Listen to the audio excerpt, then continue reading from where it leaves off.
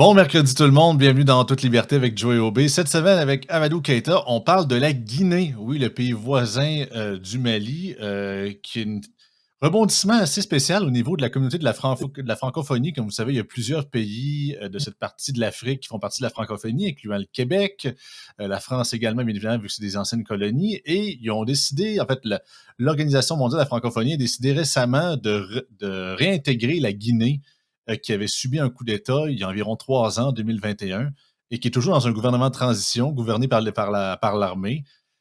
Spécial, sachant qu'il va y avoir une rencontre justement annuelle de l'Organisation de la francophonie à Paris dans les prochains mois. Et disons que ça laisse beaucoup de messages. Puis disons que Keita connaît beaucoup la situation, il connaît beaucoup le pays, fait qu'on en parle ce matin dans toute liberté.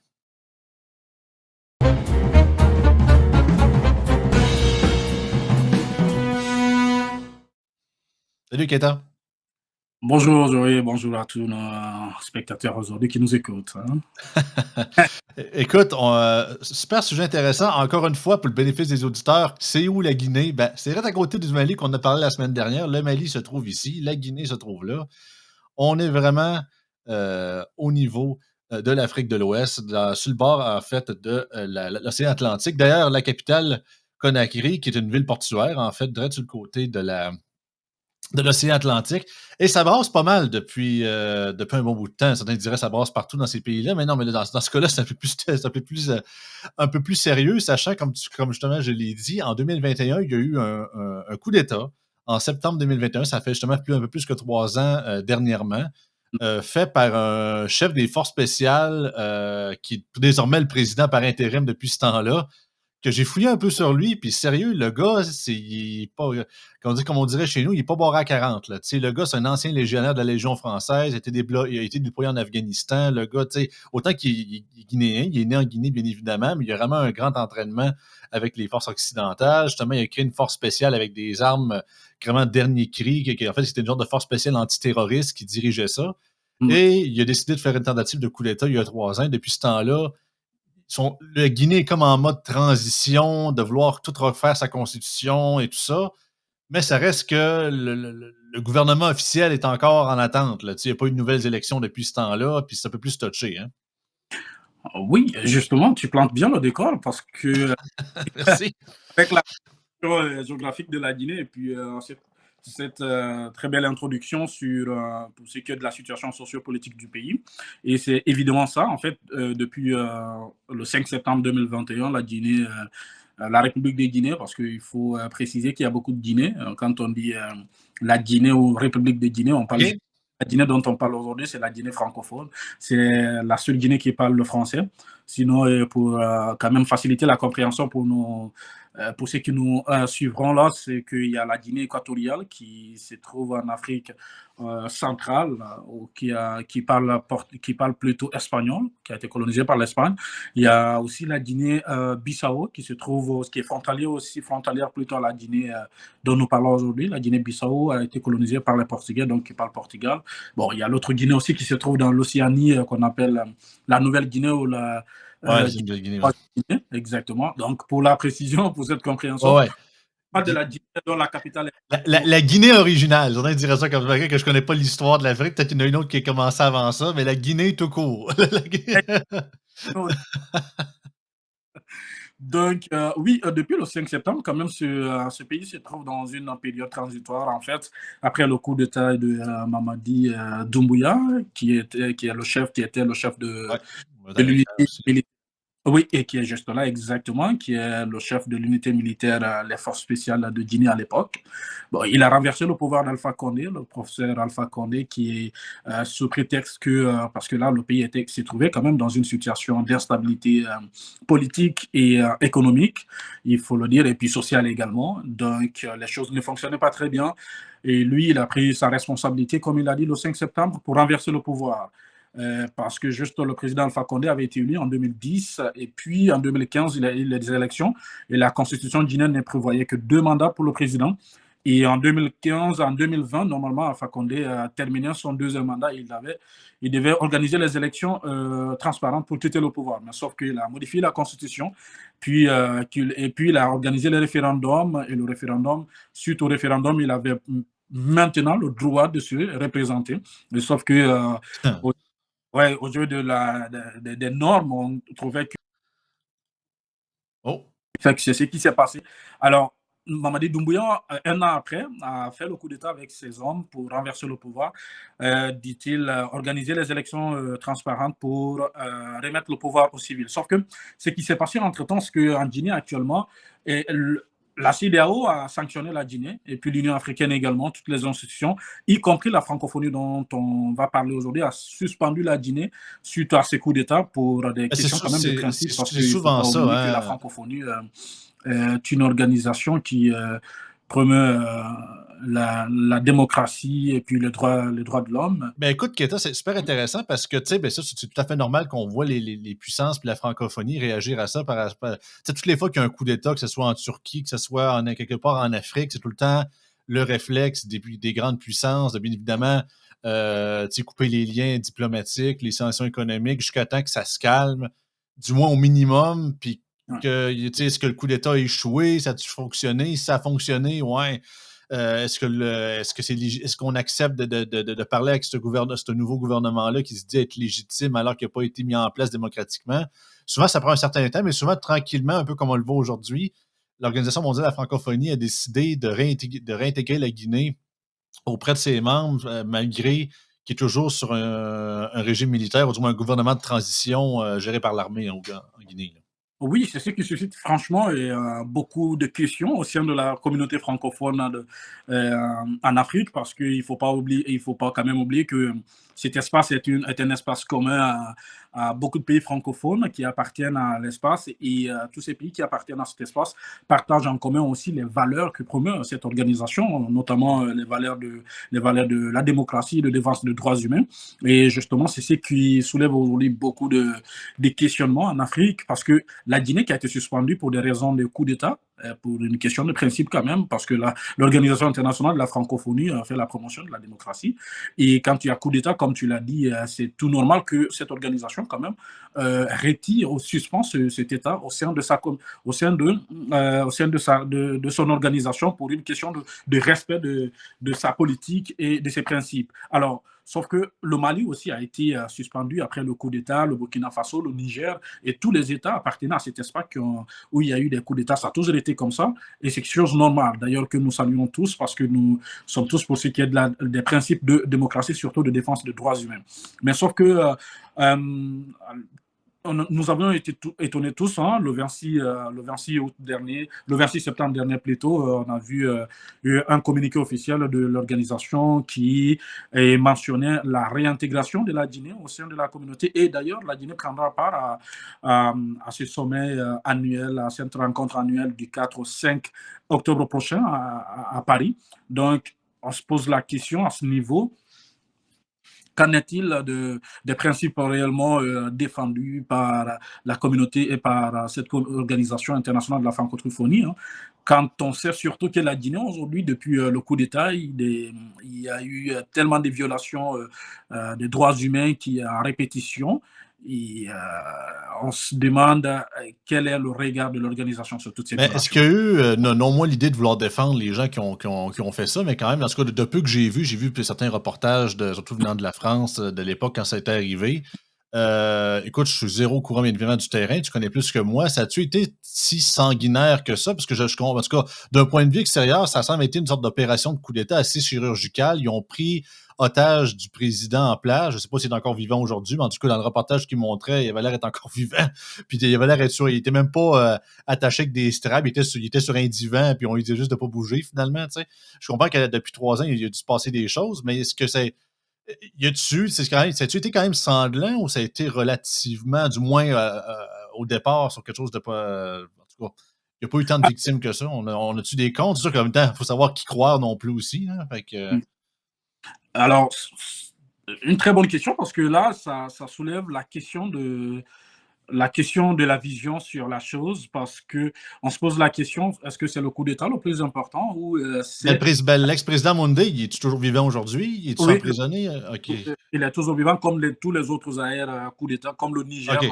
Il n'a pas été assassiné, il est toujours vivant. Le Mali, OK. il est toujours vivant. Et puis, bon, lui, il est décédé, mais ce n'est pas suite au coup d'État, c'est parce qu'il est tombé malade entre-temps. Après le coup d'État, 2 ans après le coup d'État, il est décédé.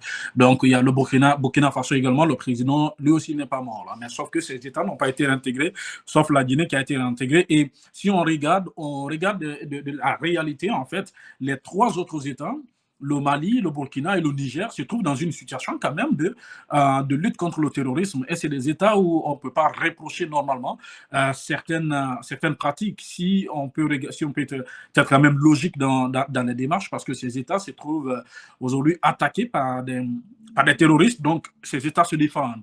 Et la Guinée qui se trouve ni dans une situation de guerre, ni dans une situation de lutte contre le terrorisme, pas de guerre civile et rien, tout va très bien, sauf que au temps d'Alpha Condé, le président qui a été renversé quand même, il y avait des tensions politiques souvent, des manifestations politiques dans les rues qui provoquaient souvent des morts et tout. Donc, au regard de cette situation, on pouvait dire que le coup d'État était justifié à l'époque.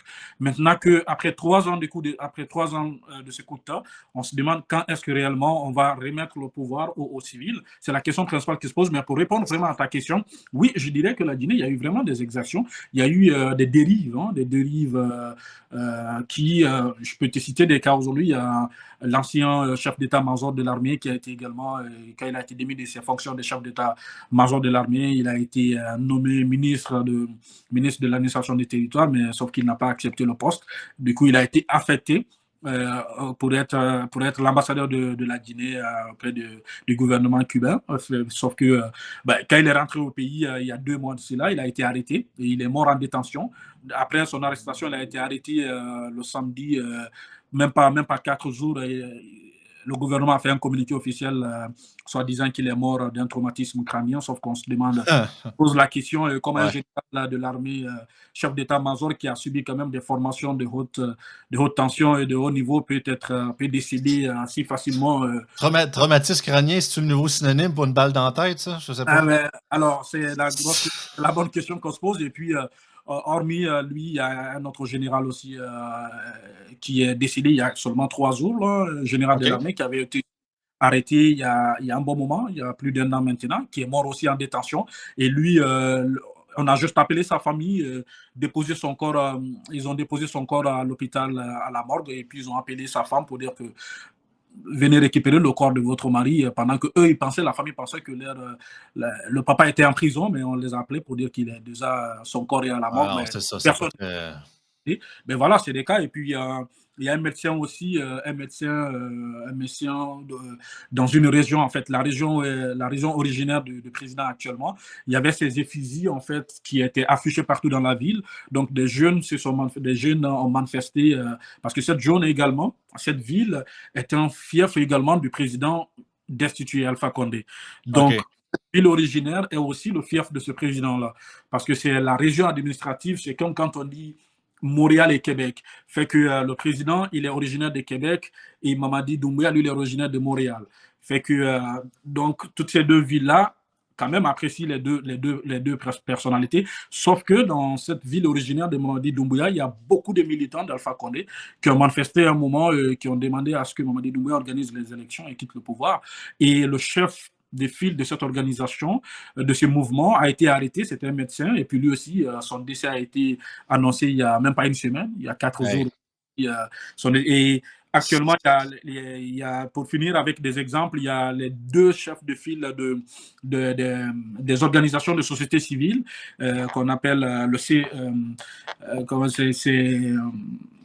cette organisation de défense de la Constitution, qui appelait au retour à l'ordre constitutionnel.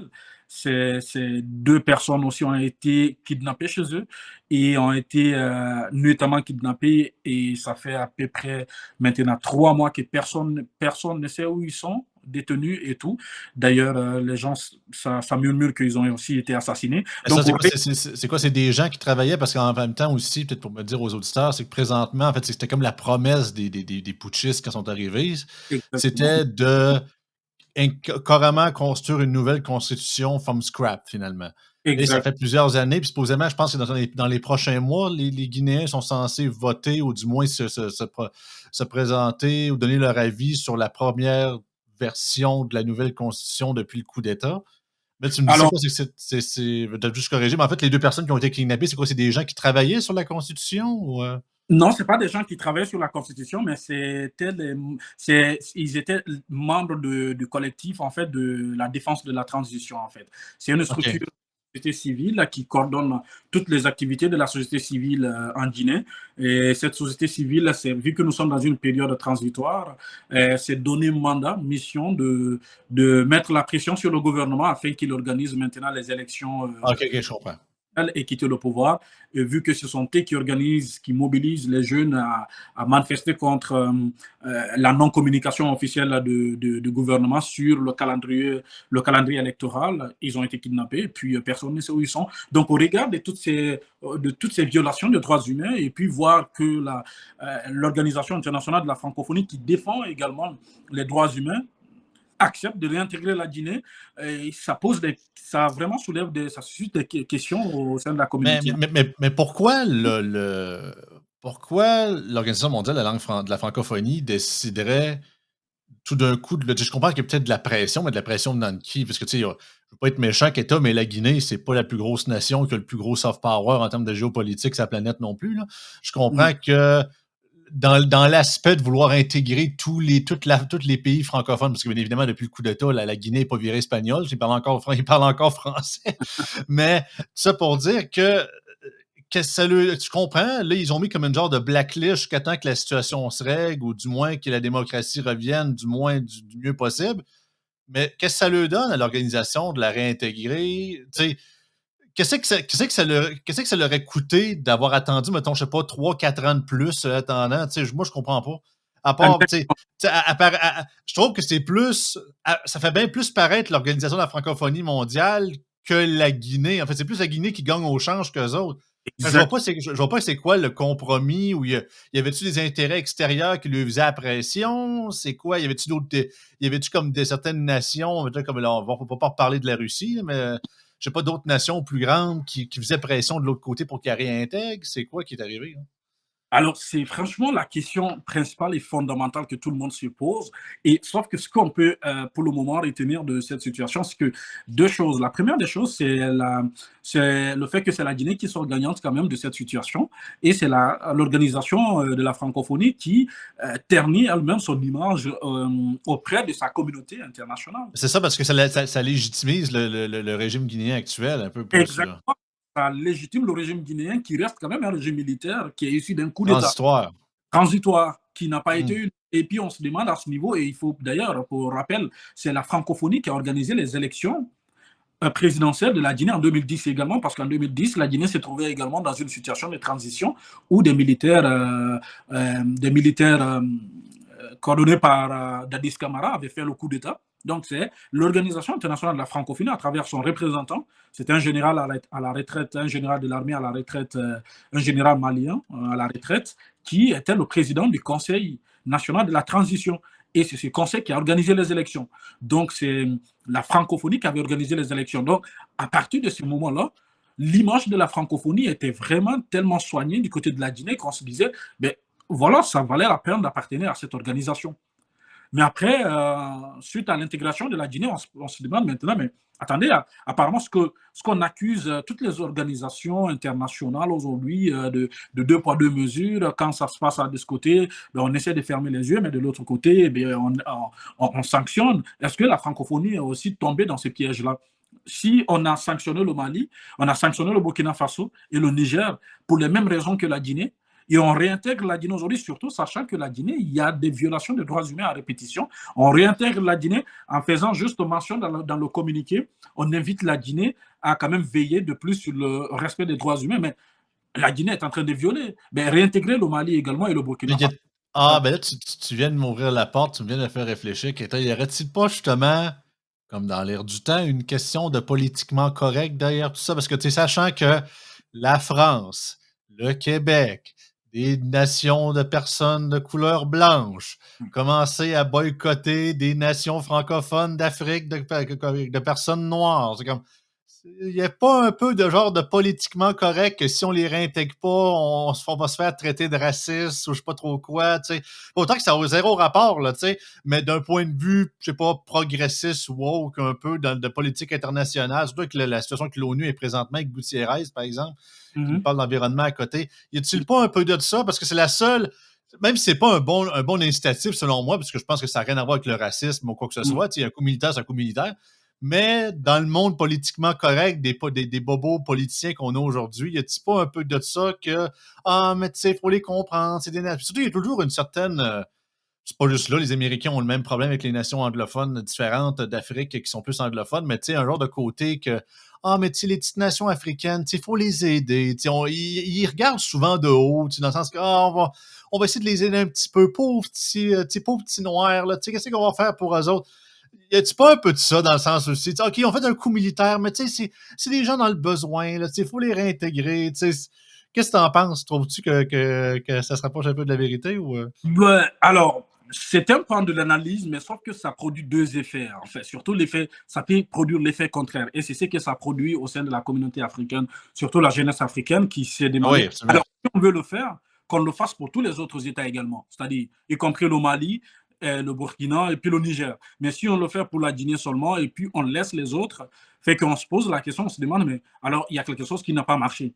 Et cette chose qui n'a pas marché également, c'est ça. C'est que on les a sanctionnés, ben, comme tu l'as dit, on dit, OK, ben, on va les réintégrer parce qu'ils en ont besoin. Mais sauf qu'au sein de la communauté africaine, on se dit que non, c'est pas ça. C'est parce que, juste que Mamadi Doumbouya, lui, il est de plus souple, lui, il est de plus conciliant avec, disons, la communauté internationale qu'on appelle, disons, les organisations internationales, que les autres. Si on prend l'exemple sur le Mali, qui a demandé le départ de toutes les bases militaires internationales sur son territoire, le Burkina a fait également comme ça. Et le Niger aussi vient de le faire. D'ailleurs, les militaires américains viennent de quitter il n'y a même pas un mois. Donc, on se dit, OK, ceux qui s'opposent à l'ère politique de domination sont écartés et ceux qui acceptent, parce que la Guinée, il ne faut pas oublier que c'est l'un quand même c'est l'un des pays les plus souverains en Afrique, parce que c'est le premier pays francophone à prendre son indépendance en Guinée en 58, qui a dit non au référendum. Donc, 2 ans avant les autres pays francophones, et également c'est le seul pays africain francophone presque qui n'a jamais abrité de base militaire et qui n'a aucune cité internationale, disons cité française, parce que dans d'autres pays, tu peux trouver cité française. Donc, ce n'est que ces communautés qui sont là. Mais en Guinée, c'est des choses qu'on ne trouve pas. Mais sauf qu'avec l'arrivée de Mamadi Doumbouya, ces rumeurs avaient commencé parce qu'il ne faut pas oublier, comme tu l'as dit, c'est un légionnaire de l'armée française. Et celui qui a été légionnaire, c'est ce que les gens se disent. Ils se disent, mais la jeunesse africaine se dit, ben, quelqu'un qui a été légionnaire dans l'armée française, ça veut dire qu'il a donné sa vie pour la France. Mais qu'est-ce qui l'empêcherait de vendre le pays à la France? En fait, les gens, ils voient sous cet angle. Et d'ailleurs, qu'il est marié aussi à une Française qui est gendarme aussi, qui est Ah aussi oui, gendarme aussi, et une gendarme française. Donc, les gens se disent, ben, c'est ça, c'est c'est comme c'est un leader qui c'est africain, mais qui est beaucoup occidentalisé, beaucoup, exact. là. Exact. Beaucoup non seulement, ben, il n'y a pas de problème à cela parce que je sais aussi, les autres militaires aussi sont occidentalisés, comme je le disais. Ben, c'est ça. Ben, c'est un peu le trend de beaucoup de ces leaders-là, autant pas juste en Afrique francophone, mais ailleurs également. Souvent, tu sais, qu'on le voit par exemple avec au Rwanda, depuis le changement de paradigme depuis 94, et même d'autres dirigeants, souvent, tu sais, on voit souvent ça, même il y a eu des films là-dessus, là, tu sais, Un prince à New York, c'est un peu ça finalement, là, dans le sens que, tu sais, souvent les fils et filles des dirigeants africains, souvent vont, mettons, étudier dans les universités aux États-Unis, ou par exemple en France, ils viennent de la francophonie. Fait que, tu sais, souvent, cette haute classe-là de ultra privilégiés venant de la classe dirigeante des pays d'Afrique, ben souvent, ils ont les privilèges d'être pas mal plus occidentalisés que la moyenne de la population, finalement. Oui, ça c'est une réalité, mais surtout, le fond de ça, c'est les intérêts qu'ils partagent le plus souvent avec. Parce qu'il ne faut pas oublier que, tu sais, c'est l'oligarchie, en fait. Cette oligarchie, elle existe également en Occident. C'est pas tout le monde qui apprécie. Mettons, si on prend l'exemple sur le Québec, là. Au Québec, ici, c'est pas tout le monde qui partage les politiques de Legault et puis tout, tu vois. Il y Mmh. a vraiment une frange de la population qui n'apprécie pas et qui ne vit pas aussi comme cette autre frange. Donc, c'est une classe qui profite des richesses du pays. Et cette classe-là, elle fait, elle en fait un peu avec, tu vois, elle n'est pas trop regardant sur tout ce qui se passe dans le pays. Et c'est ça, Doumbouya. Les gens pensent qu'il fait partie de cette oligarchie politique et économique qui essaie de piller le pays en donnant tous les contrats à la France. Et pour pouvoir se maintenir au pouvoir, qu'il faut faire doux jeu à la France et puis accepter de ne pas. Parce que là, il faut voir, il y a le Mali, le Burkina et le Niger qui ont créé l'espace l'AES, même si la Guinée ne fait pas partie de cet espace-là. Enfin, elle ne fait pas partie du Sahel quand même, donc c'est tout logique que la Guinée, logiquement, la Guinée n'a pas besoin d'appartenir à cet espace, mais le Mali et la Guinée entretenaient des bons rapports. En tout cas, il y a eu des sanctions économiques contre le Mali et la Guinée, mais sauf que un moment donné, il y a eu la Guinée qui a pris ses distances du Mali. Donc, le Mali s'est tourné avec d'autres pays. Et tout ça, les gens se disent, mais Doumbouya, apparemment, ce n'est pas un coup d'État révolutionnaire, c'est-à-dire qui est venu pour changer et instaurer la démocratie, autre chose, mais c'est un coup d'État pour un coup d'État de salon, comme on le dit, et qu'il est juste venu pour défendre ses intérêts. Comme il ne veut pas quitter le pouvoir, vu que l'Organisation internationale de la francophonie est une organisation très puissante en Guinée, d'ailleurs, comme je le disais en 2010, c'est elle qui a coordonné l'organisation des élections, et donc elle reste encore crédible aux yeux des Guinéens. Et si elle demandait aujourd'hui, elle mettait la pression à ces militaires, Doumbouya et ses armées, organiseraient en fait les élections. Mais Doumbouya essaie de faire des doux jeux à cette organisation pour ne pas quitter le pouvoir. Et c'est ce que la jeunesse guinéenne dit en réalité. Et l'organisation est tombée dans ces pièges en voyant, comme tu l'as dit justement, non, c'est OK, on va les intégrer parce qu'ils veulent l'intégrer pour ne pas que ça commence à murmurer qu'on est raciste ou qu'on écarte les pays francophones noirs de l'organisation. Mais si vous le faites, ben faites pour toutes les autres Ben, c'est ça, là. Parce également. que, parce que c'est ça aussi, tu sais, j'écoutais un peu, parce que c'est ça, moi j'étais zéro au courant de la situation. Quand Keita m'a envoyé le sujet, j'étais m'informer un peu dans différents, via les reportages de l'époque, tout ça, puis les entrevues qu'il y avait que le désormais président, mais à l'époque il n'était pas, il était colonel dans l'armée, puis il était chef des révolutionnaires. Mais c'est ça, je disais à Keita avant d'enregistrer. Écoute, je regarde ça comme coup d'État, puis autant, écoutez, je suis zéro expert là-dedans, puis évidemment, en n'ayant pas vécu un, chaque coup d'État, selon moi, est pas défendable, mais tu sais, on voit souvent, tu sais, en Afghanistan avec l'Italie, ben, ou à différents endroits, souvent, ça finit, tu sais, justement, le président, il est mort, il y a du sang partout, puis c'est rien que du monde qui arrête pas de gueuler, puis tout le monde a l'air en crise, et quoi que ce soit. Mais lui, tu le vois, tu sais, il parle aux journalistes européens, internationaux, tu sais, il leur barre pas la route, il y a un discours, il y avait un discours doux, tu sais, il allait à la télévision nationale de Guinée, puis il expliquait que non, on n'a pas fait ça pour prendre le pouvoir, on a fait ça justement pour redonner le pouvoir au peuple, tout ça, puis vous allez dire, ils font tout ça, ouais, ça, je comprends, mais tu sais, il était vraiment en mode quasiment la grande séduction, là, tu sais, c'était quasiment, oui, il y avait du monde en habit carotté d'armée avec des mitraillettes à côté de lui, mais pour le reste, écoutez les paroles, tu te dis, crème, le gars, il a pas l'air si fou. Il a quasiment l'air smart, là, tu sais. Mais bien évidemment, l'avenir nous a prouvé que finalement, comme tu dis, il s'accroche au pouvoir, puis il a l'air à un peu trop aimer ça, là. Fait que souvent, c'est ça. En fait, c'est pas mal tout le temps ça qui arrive tout le temps, là. Oui, mais je suis entièrement d'accord avec toi. Depuis quand même les années 90, et maintenant, les coups d'État en Afrique sont un peu maintenant des coups d'État civilisés. Je mets ça entre griffes en passant. C'est-à-dire que les présidents, on ne tue plus les présidents. C'était avant où on avait peur des représailles et puis il y avait souvent une frange de l'armée qui était loyal au président. Donc, on assassinait le président pour quand même tuer tout espoir chez ces militaires-là qui voudront faire un contre-coup d'État. Mais maintenant, il n'y a vraiment pas les présidents, on vient juste, on les prend et puis on les met à... Surtout, je pense qu'il y a aussi une sorte de, pour éviter le moins de chaos possible, pour après ça, la légitimité de leur pouvoir, puis également aussi pour pas inciter, mettons, les grandes puissances à vouloir, par exemple, embarquer dans le conflit, vu que là, ils ont assassiné le président, il faut envoyer des forces sur place, l'ONU embarque, tu sais. Fait qu'ils se sont dit, si on le garde vivant, bon, au moins, on va se faire critiquer, ben, il y a de moins de chances qu'ils interviennent dans nos affaires pareilles, là. Il y a un peu de ça aussi, j'ai l'impression, là. Ah oui, mais c'est ça, en fait, c'est aussi parce que, oui, justement, quand le président meurt là, il faut d'ailleurs, avant que la communauté internationale vienne, il y a souvent des militants qui soutiennent ce président et ça va créer des tensions civiles et c'est ce qui va conduire souvent à des guerres civiles au sein de l'État, là. Donc, pour éviter toutes ces situations, on essaie quand même de faire le maximum qu'on peut pour, quand même, les gardes de corps du président, toute cette sentinelle trouve la mort le plus souvent, mais le président, ils feront tout pour préserver sa vie. Et puis, parce que le président, il ne faut pas oublier aussi que détenir le président, là, ça peut être aussi comme un outil de chantage là, pour dire, ben, écoutez, si vous débarquez, s'il y a une frange de l'armée qui veut répliquer, ben, ils vont dire, ben, si vous répliquez, on tue le président. Parce Ouais, qu'il c'est est ça aussi. Fait que, ouais, ça fait comme une police d'assurance quasiment, là. Ça peut être une forme d'assurance pour eux. Et puis, au fur et à mesure que le temps passe, les négociations se font dans les coulisses. Les autres de l'armée l'autre partie de l'armée va rallier le mouvement. Et puis, les opérations de séduction commenceront avec les puissances internationales. Ouais, c'est ça, en fait. Le président Alpha Condé n'est pas mort. D'ailleurs, je t'informe que le président, il fait sa belle vie en Turquie. Actuellement, il est OK. parti. Il Sa est comme vie, en exil, il est comme en exil présentement, hein? sa belle vie là-bas, oui, on est en exil, mais enfin, quand même, il est libre. Je crois que s'il veut rentrer en Guinée, il va rentrer lui-même. Le pouvoir, je crois ça va maintenant parce qu'il a beaucoup avancé en là. Là ben là, ben, peut-être dernière question que je te poserais, Casta, là-dessus. Qu'est-ce que tu as l'impression qui ben, premièrement, qu'est-ce que tu as l'impression qui va se passer? Parce que, bien évidemment, la prochaine rencontre, comme tu dis, je pense que c'est le 5 octobre, tu m'as dit, fait que c'est dans quelques jours à peine à Paris.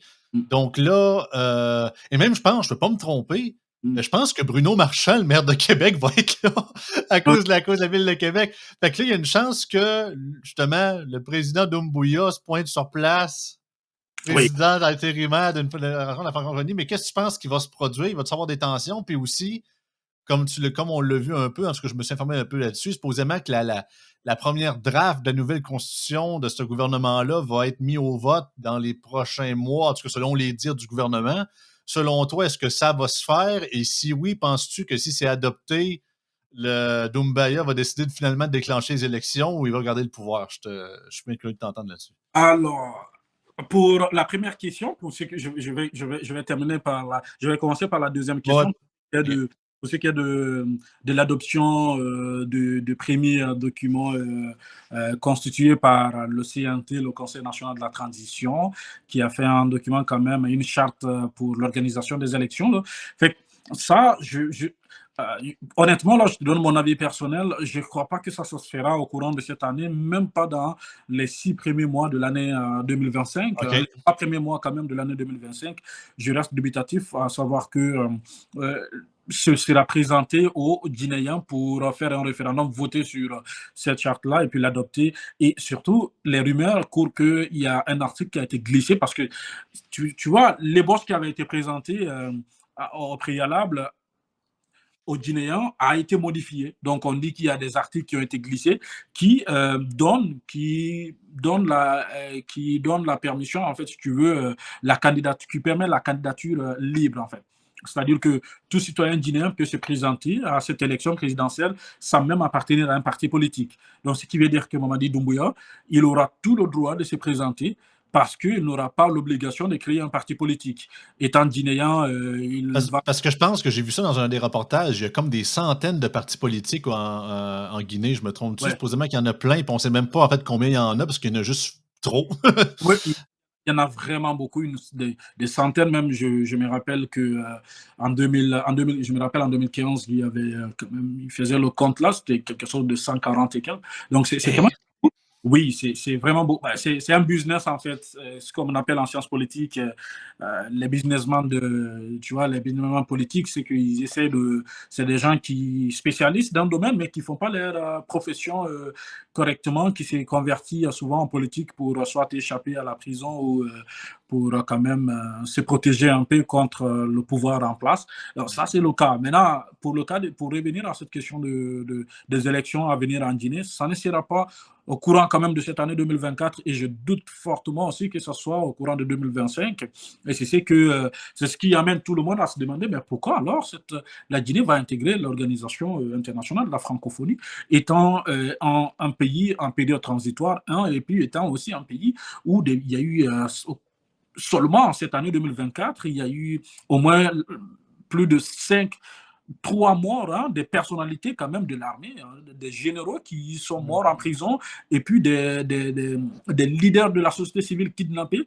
Puis on trouve donc, pour ça, c'est ce qui m'amène à répondre à la deuxième question. Oui, évidemment, je ne crois pas que Doumbouya en personne va se présenter s'il est en place, mais peut-être son premier ministre ou ministre des Affaires étrangères, ou quand même il y aura un représentant de la Guinée lors de ces 2 journées de rencontre, et il n'y aura pas d'effet immédiat sur place, là-bas, il n'y aura pas de problème. Mais sauf qu'à l'intérieur, c'est le regard de cette jeunesse guinéenne maintenant sur l'Organisation internationale de la francophonie. Il ne faut pas oublier que beaucoup d'États aujourd'hui qui étaient francophones auparavant, je peux parler le Gabon, je peux citer le Gabon, et puis d'autres pays en Afrique, le Cameroun, je crois aussi, beaucoup de pays se sont retirés de la francophonie et sont partis intégrer le Commonwealth, c'est-à-dire le mouvement anglophone. Bien que parlant français, et tu parlais tout de suite du Rwanda, en 1994, après le génocide, le Rwanda aussi a interdit le français. Maintenant, tout le monde parle anglais, et ici, à défaut de parler le Kinyarwanda, qui est la langue nationale, tout le monde sait l'anglais. On a banni le français partout. Donc, tu vois, c'est parce que la France juste a été accusée d'avoir quand même participé à l'organisation et puis à l'exécution de cette opération de génocide-là. Donc, c'est pas la Belgique, me semble aussi, surtout, qui oui, avait. Belgique qui a colonisé quand même le Rwanda, mais C'est c'est ça. pas francophone, mais la France était de plus influente. C'est comme le Congo, Ouais. en fait, colonisé par la Belgique, mais c'est le français qui est parlé, donc c'est la France qui est de plus influente. Donc, tu vois, le risque, c'est ça. Et c'est ce que nous voulons éviter. On se dit, mais la francophonie doit être prochainement regardant sur toutes ces questions. Et si toutefois, elle doit prendre des mesures comme telles pour la Guinée, et c'est une bonne cause, comme tu l'as dit, parce que ça non seulement augmente le nombre, ça agrandit le nombre des États membres de l'organisation, mais également ça aide quand même, ça agrandit le nombre de la communauté, parce qu'il ne faut pas oublier aujourd'hui que le grand nombre des locuteurs du français, en fait, de la francophonie, se trouve en Afrique. Ce n'est pas en Europe, ce n'est pas en Amérique, c'est en Afrique. Le plus grand nombre, le Congo d'ailleurs est considéré comme le plus grand pays francophone au monde, tu vois. Donc, si on prend par nombre de locuteurs du français, c'est en Afrique aujourd'hui. Donc, du coup, c'est ce qui, la crainte, c'est si on continue comme ça, on continue de perdre des États comme le Cameroun. Aujourd'hui, l'anglais est très puissant là, même si le français reste encore la langue officielle.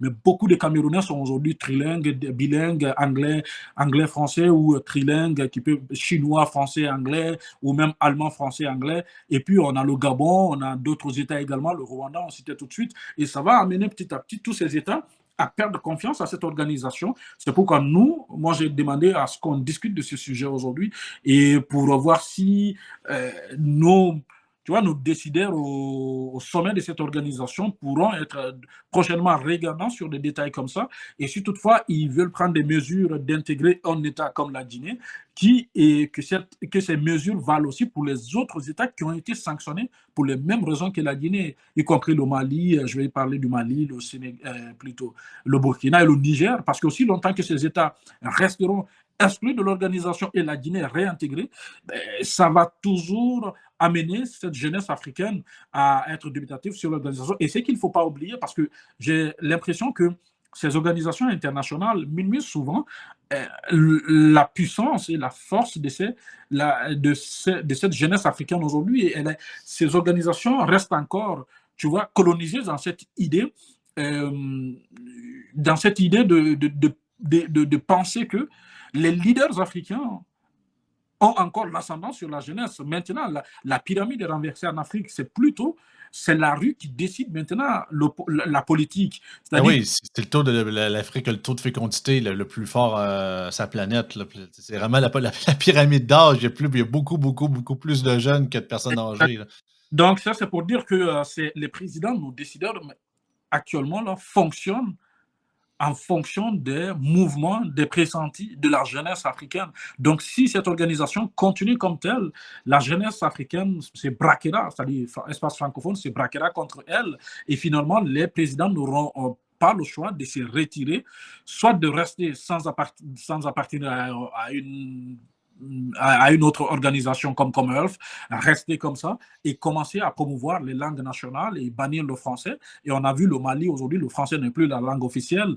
Ouais, et puis, c'est ce qui amène ces choses comme ça.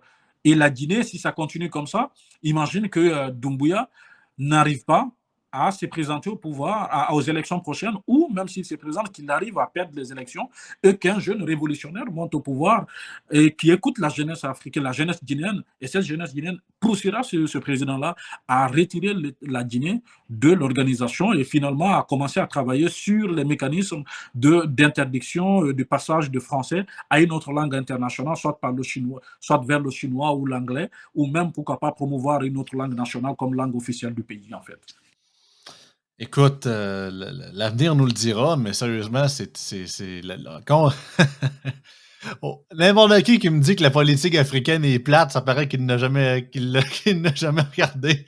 Parce que là, on parle on parle juste d'un pays ou de quelques pays, alors que l'Afrique, c'est tellement immense, il y a tellement de perspectives, tellement d'origines et de trucs différents que c'est vraiment, on peut se perdre là-dedans, tellement il y a des sujets incroyables. Écoute, j'ai hâte de voir l'actualité des prochains jours, des prochaines semaines par rapport à ça. Quels vont être les développements, s'il va y avoir des changements. Écoute, si jamais il y en a, on va en reparler bien évidemment dans nos chroniques, si jamais ça peut être dans l'actualité. Mais sinon, en attendant, écoute, Keita, merci beaucoup, toujours un plaisir. C'est vraiment super intéressant. Tu nous sors des sentiers battus pour vraiment nous parler, nous faire découvrir des zones inconnues qu'on parle très peu, sinon pas du tout Ouais. au Québec, du moins pas pendant autant de temps. Disons que d'habitude, c'est des reportages de 2 minutes et demie, puis c'est pas mal ça. Fait que on est plus dans la réflexion puis dans l'analyse surtout. Fait que merci beaucoup, pour on se revoit la semaine prochaine, mon cher.